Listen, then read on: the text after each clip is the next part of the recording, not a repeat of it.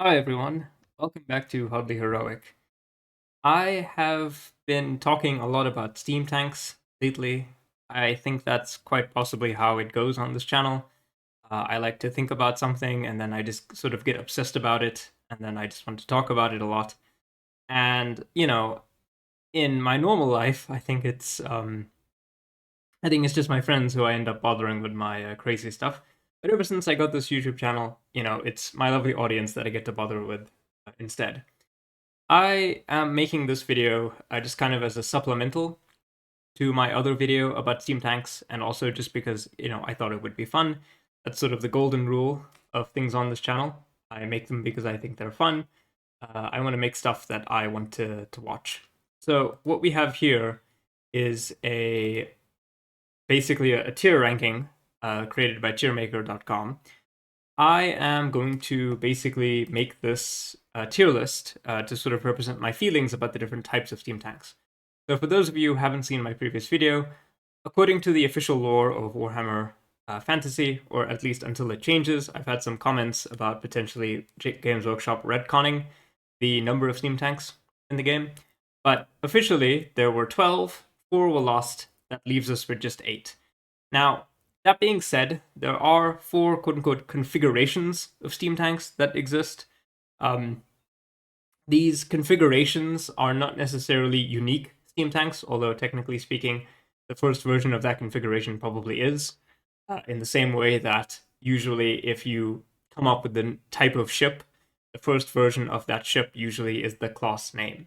But don't quote me on that.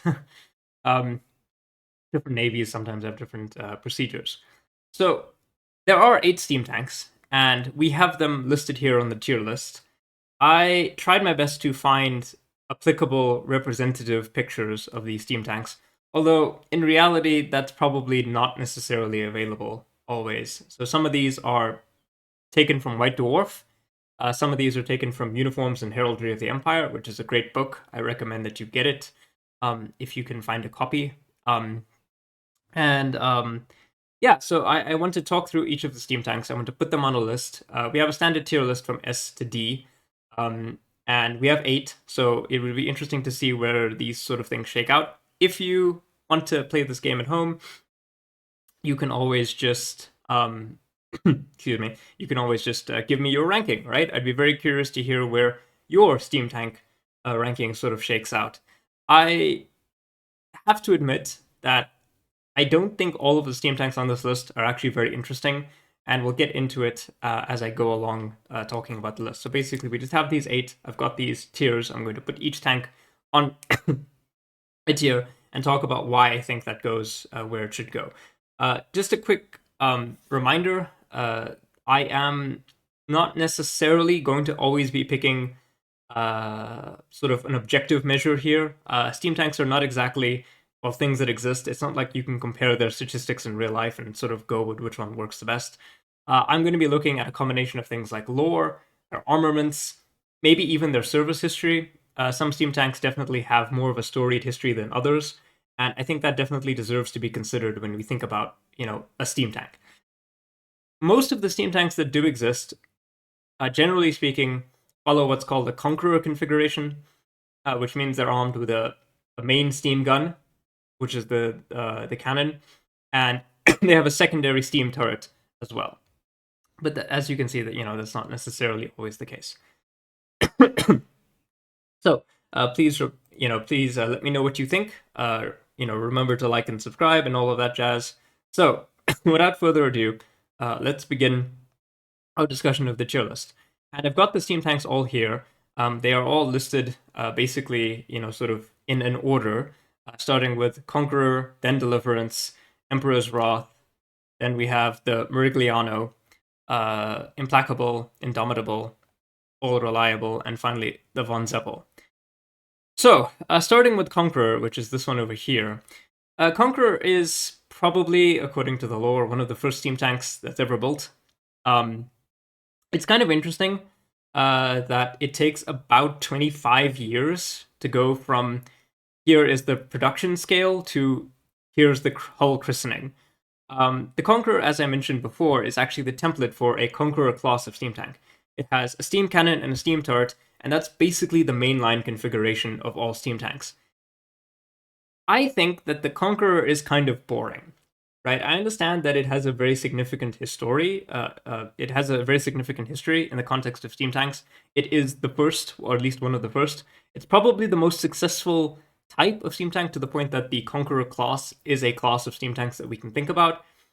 But that being said, I don't necessarily think the Conqueror is, in and of itself, the most interesting of the steam tanks, and I certainly don't think it's the most effective steam tank, that exists. Sorry again about the cough. I'm still dealing with that. I'll do my best to sort of minimize that where possible, but please bear with me. Anyway, I think that the Conqueror basically goes in the A tier, right? I think it's a solid steam tank. It definitely has a good foundation for what the steam tanks should be, but I don't think it's special, right? I don't think Conqueror has that much of a service history. I don't think it has that much pizzazz that really makes it stand out. I think it's worthy of putting it sort of in A tier. Okay, so the next steam tank, and I do love the color scheme. I have to say that I think that the black and gold combination for Deliverance is an amazing color scheme, and that's not just because that is the actual steam tank that I painted.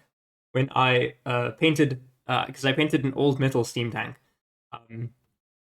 before the plastic kit came around, and the one that I painted basically was painted in the style of Deliverance. It was painted black with gold highlights, and that's not just because I thought that was the easiest color scheme to paint. I also think it is very iconic as far as color schemes go.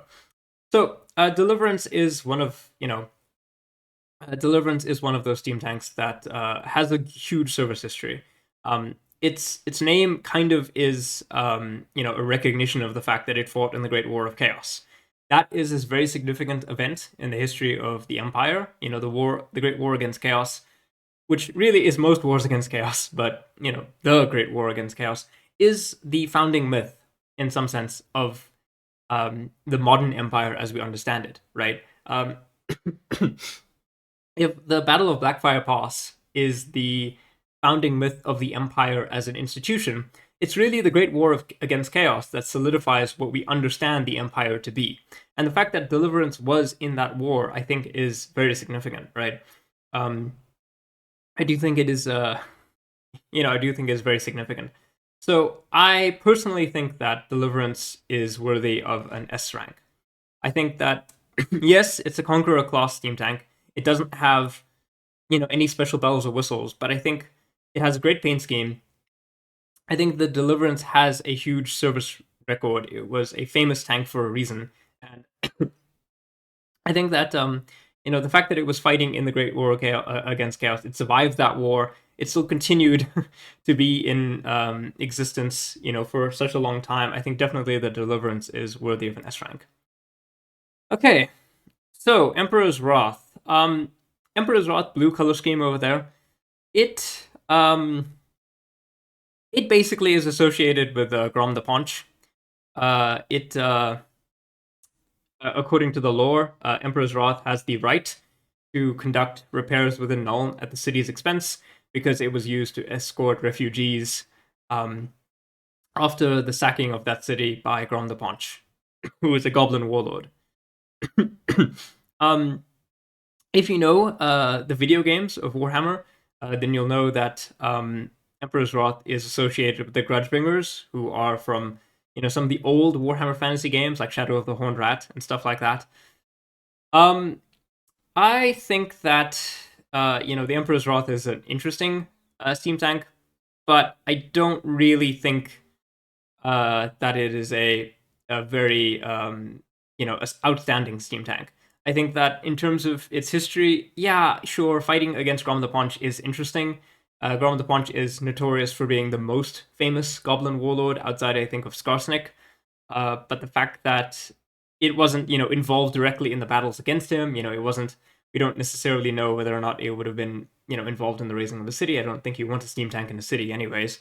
It just doesn't seem all that interesting, to be honest. So I think Emperor's Wrath, unfortunately, great color scheme, but you're just a a Conqueror class steam tank, although it wasn't originally a Conqueror class steam tank. Now it was. It had been retrofitted to that end. Unfortunately, Emperor's Wrath, I think you get a C rank. It's just, yeah, in terms of aesthetics, I don't necessarily want to always prioritize how things look. I do like the blue and the red. I just don't think I don't think it does enough, because I think Deliverance is a much more interesting steam tank, and it fought in the War Against Chaos.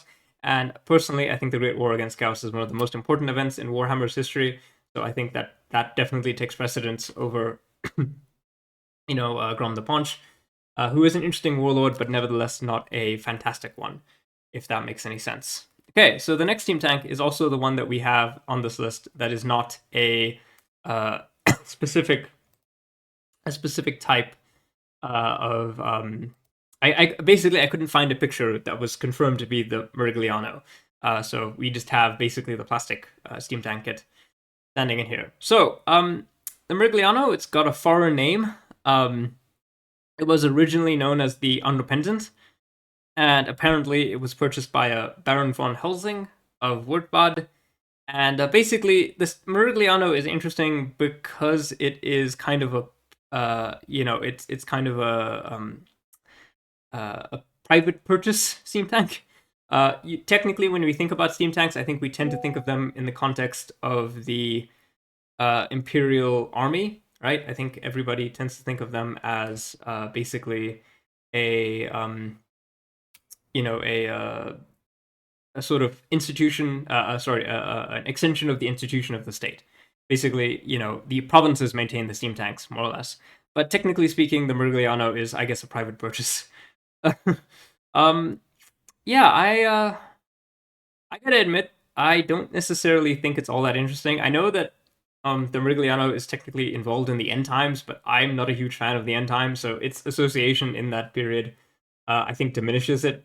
Unfortunately, Merigliano, I think, I'm a huge fan of Talea, but unfortunately, I don't think that this steam tank really, really differentiates itself from the rest. Especially, there are some other steam tanks on this list that I think are much more interesting. So, Merigliano, unfortunately, you go in the D tier. So, I am. So, yeah, we're basically halfway done with the tier list. And I think we are now going to be talking about some of the more interesting steam tanks. Basically, these four are, to some extent, adaptations on the Conqueror class, but they all have, to some extent, I think, something interesting to talk about. So, Implacable.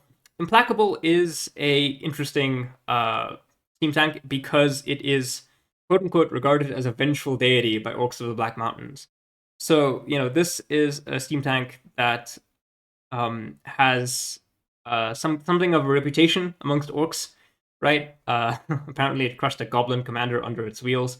If you know anything about steam tanks, they kind of are good in melee to some extent, because you can grind down somebody, but you're not necessarily going to do all that well against a volley of attacks or some really, really high skill opponents. Like, I don't necessarily think a steam tank would be great at fighting a monster, but I do think that steam tanks would definitely, be able to drive over a chariot or a spider or something like that. So, Implacable is interesting because it has a mortar instead of a steam cannon. And I find that to be very interesting as a concept. Right. Firstly, I do like the color scheme. I'm very partial to black as a color on various types of things. Black armor, I think, is very iconic. I'm a huge fan of the Raven Guard, for example, in Warhammer 40k. So the fact that it has a black color scheme over there, I think, is very much always going to endear me to it. Nudge, nudge, wink, wink, Deliverance. But yeah, it has a mortar. Now, I'm not necessarily a big fan of mortars themselves. I know that prior to, I think in 7th edition, mortars were like strength 3, and then in 8th edition, they dropped down to strength 2, which in my opinion was terrible, right? But mortars can be very useful, especially if you're lobbing a shell and you get a direct hit on a big unit of cheap infantry. Like, in theory, the place where mortars excel is targeting stuff that has low armor, relatively low toughness, and it's also fairly numerous. So you can imagine that against things like goblins or the undead, especially skeletons, a mortar is a very useful thing to have, right? I would, generally speaking, always prefer to fight with great cannons and volley guns, but when I would play against the undead, I would often try to bring at least one mortar, because, you never know when you can land that absolute perfect hit on the middle of a block of skeletons and just wipe all of them out, because they're all toughness 2. And yeah, you're hitting them at strength 3, but, um, they have no armor, so you can just wipe them out, right? I think mortars definitely have a utility there. I also think that putting a mortar in a mobile carriage definitely makes a lot of sense, because you can, one of the problems with artillery generally is that it's not mobile. Warhammer Fantasy takes place well before the era of mobile things like horse artillery, although, Bronzino's Galloper gun, that does exist, but it's not, it's not a widespread thing. So the idea of having a mobile mortar, I think, is really, really good. The fact that Implacable fights well against goblins, and also, has this whole mortar combination, which makes a lot of sense because mortars are great against goblins. They're numerous, they have low toughness, they have low armor. So if you land a mortar shell in the middle of a goblin block, you can wipe out a lot of them, And yeah, I think I think Implacable is definitely going to be another S rank steam tank. I've got my biases. I definitely have my biases. But this is my tier list. So, moving on, we're going to be talking about Indomitable, which is formerly known as Sigmar's Hammer. So, Indomitable is something that operates primarily against Chaos Marauders. What I find interesting about it is that in its original service history, Indomitable was configured basically as just a ram. Now, that seems kind of silly to me. It does seem a little bit silly to some extent, right? If you think about it, a steam tank has, a steam tank has this great ability to destroy things with a combination of ranged weapons and melee, right? You can treat the steam tank like a chariot and plow it into something. It has great armor, relatively high strength, and it's going to be very, and of course, I think it's immune to psychology. So you can't exactly destroy it very easily, right? It's not like other types of things where, if you get them into combat and they lose battle, the morale effects might ripple out. So steam tanks, generally speaking, are much better in melee than people give them credit for, but I don't think they're better than melee than they are at shooting, if that makes any sense. I think you want to still have your steam tank sort of moving towards the enemy, opening fire, and then if you can, take an opportunistic flank charge. Usually either you use the steam tank as an anvil, in which case the enemy charges your steam tank and then you charge them with something else, or you have some other unit as an anvil and the steam tank charges them in the flank. But thinking about this, I think Indomitable exists basically in a very unique context. Firstly, if you're fighting against the Norskins, they don't have access to sophisticated ranged weapons. They really don't. It's one of the funny things about Norska that they're able to realistically pose a threat to, people like the Empire, despite the fact that they don't have, anything more complicated than a bow. But if you think about it, they don't necessarily have a lot of ranged weapons, so they wouldn't be able to penetrate the hide of a steam tank with just bows, or at least they'd have to be very, very lucky to actually do something like that. They also don't build with stone, right? Whenever you hear descriptions of Norscan settlements, generally speaking, most of the Norscan settlements are made with wood, right? And if you think about it, in that context, if you're fighting Norskins, if you're, attacking their settlements or doing stuff like that, you don't need complicated logistics to operate that. If you can simplify the steam tank to its barest essentials, which is basically just a steam boiler and wheels, and then, reinforce the prow, you can just use it to batter your way through an enemy settlement. You can just drive the tank through the gate and, rush your soldiers inside, and, that's sort of the, the end goal. And yeah, I guess if you can build up enough speed, then in theory, a steam tank with its bulk should be able to plow through something and, kill something that it hits. Unfortunately, Sigmar, and in that sense, like we can sort of get why they called it Sigmar's hammer. Indomitable was later, moved over to a Conqueror configuration. In the lore, it's said that the crew objected to this. I can sort of see why. Um, it was it was quite a significant achievement to have this thing be stripped down of most of its superfluous elements, just have it as a ramming vehicle, just charge into stuff. I imagine it probably made it easier to fix because you don't have to worry about the complicated piping that converts steam into force for the guns or anything like that. It also means logistically you have a simpler supply train because you don't have to supply all the parts for the steam tank, maybe just a few of them. So yeah, I think Indomitable / Sigmar's hammer is an interesting steam tank. It was actually featured in the Battle of Volganov, which is a battle that was actually included in the, if I'm not mistaken, the 8th edition of Warhammer Fantasy. I have that rulebook, and I think the Battle of Volganov is probably one of the best battles that's ever been put to Games Workshop. The Siege, because it was quite an epic battle with so many models, and I just loved reading about it. Unfortunately, yeah, I mean, they took Indomitable, turning it from what was very interesting, which is a ramming vehicle, and then they made it just another Conqueror class. It has an interesting service history. It actually kind of makes sense for what you think it was originally designed for. So I'm just going to give it a B. I think, yeah, if it had not been reconfigured to a Conqueror class, I think it would be an A. But unfortunately, I think they took something that was very unique about it and then retrofitted it into something less unique. And it's not the first Conqueror, so I don't necessarily think it deserves that. Yeah, I mean, it did fight in the Battle of Volganov, which I very much enjoy, but it was also destroyed at the Battle of Volganov, apparently. So, it's hard to say. Right, so we're almost done. We just have our final 2 steam tanks. So, Old Reliable. Now, engineers are a superstitious lot. They are described as being superstitious in Warhammer Fantasy, and if you know any engineers in real life, you'll also know that they also tend to be kind of superstitious as well. So, calling your steam tank Old Reliable when you have basically, a table of things that will tell you what happens when the steam tank malfunctions, I think that's personally very funny. Yeah, so there is that. I think that yeah, I mean, Old Reliable is it's been commanded by a guy called Kurt von Meinkopf, and apparently he got some distinguished service medal. He's apparently the most experienced steam tank commander in the whole empire, which is that's certainly a little bit of interesting trivia over there. And he was knighted, apparently.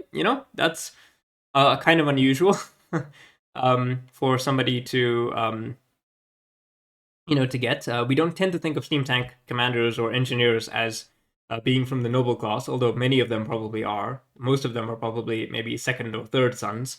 But the idea that you could be knighted for service in a steam tank, I think that's a pretty cool idea. So, Old Reliable is also what's called the Alter Kamerad steam class tank. So instead of having a main gun, like the others do, it has a volley gun. Now, anybody who knows me knows that I'm absolutely a huge fan of volley guns. I love volley guns. The Hellblaster volley gun is one of my favorite models. I basically always bring it whenever I play with the Empire. And it's, generally speaking, a very nice artillery piece. I've had a lot of success with them. I know that a lot of people, have horror stories about them just exploding on the first turn or whatever. I've never really had that happen to me, so again, it's personal bias. But I think the idea of putting a volley gun on a steam tank is just brilliant, right? I think one of the main issues with the steam cannon as it exists is that it's not as powerful as a great cannon. So its utility against other targets is much more minimal. Your ability to really bring down some of those heavy beasts is mitigated by the fact that you're not firing at the full strength that you would with a normal great cannon. Instead, I tend to think of the steam tank's role as being to oppose blocks of infantry, right? To either cause problems for your enemy or to, hold up a flank. And giving them a volley gun is a great idea because, you can move that volley gun closer and closer and closer to the enemy. And it just becomes a threat that the enemy can't ignore. Yes, you're not going to bring down beasts, at least not unless you get very lucky. but you will be able to shred infantry, and I really, really do like that. So I think All Reliable definitely gets a rank. Okay, so we're on to the final list. We're on to the final steam tank in our list. I am talking, of course, about the iconic von Zeppel steam tank. So, yeah, I mean, to talk a little bit about steam tanks, I think we also have to talk about like the idea of fighting platforms, because in real life history, there were fighting platforms. Jan Žižka of the Hussite Wars was a famous user of war wagons, right? Which are these wagons that are basically reinforced and fortified, and you form them up into a defensive formation, and you have guys with crossbows and guns and polearms and flails and all kinds of other nasty weapons, and you just defend your barricades. Essentially, you've built like a makeshift castle. It's apparently quite effective at defeating knights on the field. And Jan Žižka, of course, is a Czech hero. I believe Czech, is quite famous in the Hussite war context. And he proved the utility of something like a war wagon, right? The Empire has war wagons as well, although we don't tend to see them very often. I've always thought that the Empire is kind of an interesting case because they don't really have chariots as what we might think of. I mean, you have things like the War Altar of Sigmar, which I don't believe could be pulled by just 4 horses. I feel like you'd need at least 6 or 8 horses to pull something that is a giant griffin, but I digress. But yeah, so the Empire has had war wagons, essentially. You sometimes hear them depicted in the lore. You might hear a brief flash and see, the state troops came in via war wagon. Now, obviously, not every war wagon is going to be, powered by steam. Most of them, in fact, are just going to be horse drawn. So, the idea of taking that idea of a war wagon and then adapting it to a steam tank, I think it's a really interesting idea, right? I really do think it's an interesting idea, right? The idea of you have this steam tank and it's a fighting platform and it's full of, soldiers and they just open fire, right? The goal of this platform is not necessarily to engage the enemy directly, but to keep them at distance. I've heard it tell that you can have like engineers with experimental weapons on this thing. So in some sense, you sacrifice the utility of having just a general configuration for having this unique idea, right? Where you have this fighting platform that has a bunch of engineers on it. Each of these guys can, fire some kind of exotic weapon at somebody. The von Zeppel apparently was a mount for a sharpshooter general. Somebody who was particularly interested in marksmanship. I really like that, right? I think it's such a great idea. It's such a great idea. It gives it such a unique flavor. Because I think that the von Zeppel is one of the more unusual types of steam tanks that are on this list, right? In the same way that I really like the idea of a mortar steam tank, I really like the idea of a fighting platform. Unfortunately for all of us, the von Zeppel was then reconfigured back into the Conqueror configuration, which, yeah, I feel like that's a real bummer. That's a real letdown because you take something that's very unique and you make it less unique.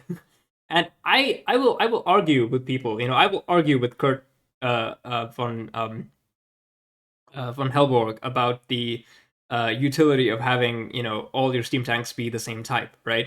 Because yeah, you might actually want to have a steam tank where you have just like your best marksman performing a limited kind of enfilading fire against the enemy, right? You maybe want to have a platform where guys who can shoot really well might be able to take out people, because what you can't do with a cannon, you maybe can do with a Hochland long rifle, right?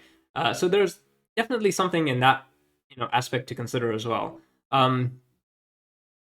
Also, yeah, I understand that it maybe imperils the engineers because they're not as protected as if they were on the inside of the tank. But I think that I think that gives the tank a little bit more flavor, right? I think that makes the tank stand out in comparison to all the other types of tanks that we talked about. I think that there's a reason why the Implacable is more interesting to me, and it's because there's this open top mortar. It's more dangerous. You've got to be much more careful with it. And in the same way, you can't expose your steam tank to as many risks. You've got to rely more on maneuverability and firepower and stuff like that. But of course, right, I understand it's less efficient. a regiment of Outriders, all with repeating handguns, can probably output a lot more firepower than maybe 4 or 5 guys on the Von Zeppel.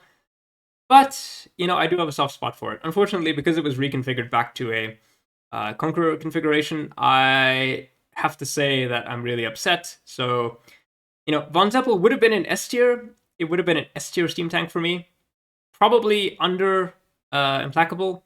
But because it was refitted to Conqueror, I gotta say that it goes in B. Right. So that is basically the list. I think that this is fairly fair in terms of where I put things. But of course, if you have different opinions, please feel free to share them. And yeah, I'm very much I'm very much interested in hearing what you guys think about this. I hope that you enjoyed this video. And thank you all for watching. Hopefully you guys will appreciate this video. If you want to see more tier videos from me, I'm more than happy to do them. I kind of have this idea that maybe I'll do a tier video after, whenever I make something where I feel like, oh yeah, there's like a bunch of these things, maybe I should just rank them. I don't mind, I have a lot of opinions. I'm sure, the community will disagree or agree with me. That's fine. Thank you very much for watching. Remember to like and subscribe, and all of that stuff. The channel is slowly but surely ticking up to 1,000 subscribers. We'll see if we can get there. And yeah, just thanks very much for watching. I hope you enjoyed it. Goodbye, everybody. Take care.